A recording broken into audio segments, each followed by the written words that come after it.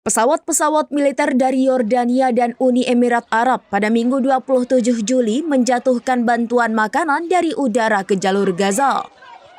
Pengiriman ini dilakukan bertepatan dengan dimulainya jeda taktis terbatas oleh militer Israel, sebuah langkah yang disebut untuk membuka ruang bagi PBB dan lembaga bantuan lainnya dalam menangani krisis kelaparan yang semakin memburuk di wilayah tersebut. Upaya bantuan ini datang di tengah peringatan keras dari Organisasi Kesehatan Dunia yang dirilis pada hari yang sama.